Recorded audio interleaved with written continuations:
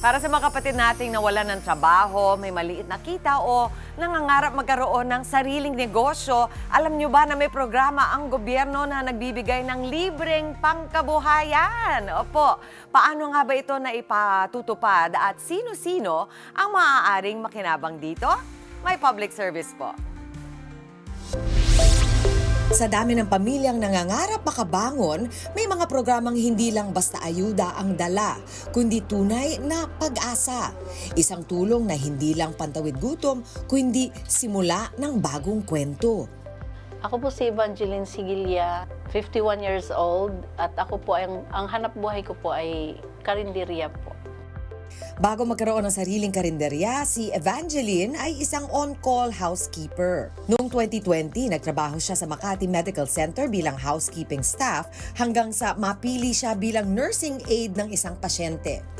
Sa gitna ng pandemya, pinili niyang alagaan ang isang newborn baby. 2 taon siyang nagtiyaga, ngunit mas malakas ang tawag ng kanyang advokasya. Bilang organizer ng United Domestic Workers, mas lalo niyang nakita ang hirap ng kanyang mga kapwa kasambahay. Nai-educate ang mga kasambahay about sa mga obligations, mga responsibilities sa mga employer, ganon, para alam din nila yung karapatan ng mga kasambahay.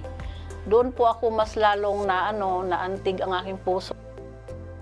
Para sa maraming Pilipino, ang kabuhayan ay hindi lang hanap buhay. Ito ang pinagkukunan upang mabuhay araw-araw.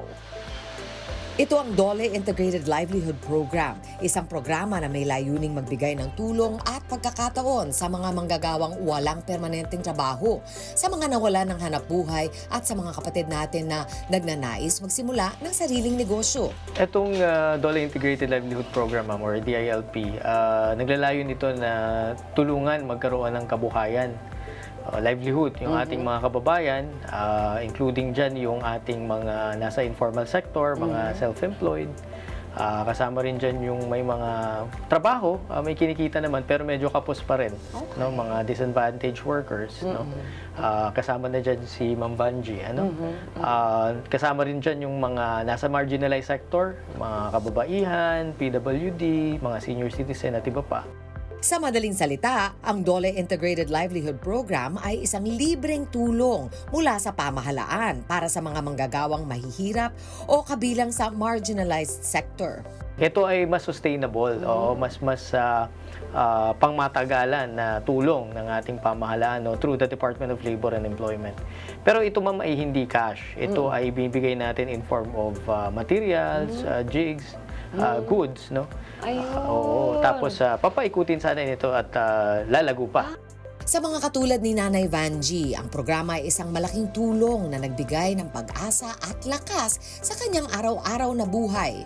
Kung paano makasali, simple lang. Maaaring magpunta sa pinakamalapit na DOLE Field Office o Regional Office para personal na mag-inquire. Pwede rin gamitin ang opisyal na website at email ng DOLE para sa karagdagang impormasyon. Pero kung i-monetize natin, mga more or less, magkano worth ang nabibigay ninyong tulong? Ngayon po ay medyo pinalaki na po doon sa ating latest na issuance. Kapag individual project po, up to 50,000 pesos. Opo. Kasi nagtataas din ang presyo ng ating mga material. Upang makapag-apply sa programa, kinakailangan lamang magsumite ng mga sumusunod na requirements.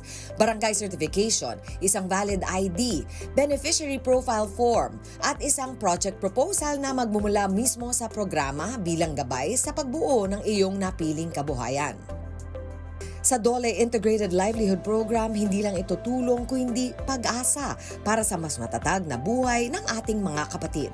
Ito po naman ang gusto natin mangyari is marami pang matuto at mag-avail ng inyong serbisyo, di ba po? Dahil naman para sa lahat ito. Hindi lang puro para kay Ma'am Banji, kundi para sa inyo rin. Dahil kahit sino ka man, kahit taga saan ka pa, deserve mo ito, public service po.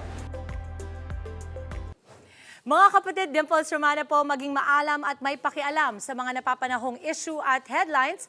Mag-follow na po at subscribe na sa social media pages ng News 5.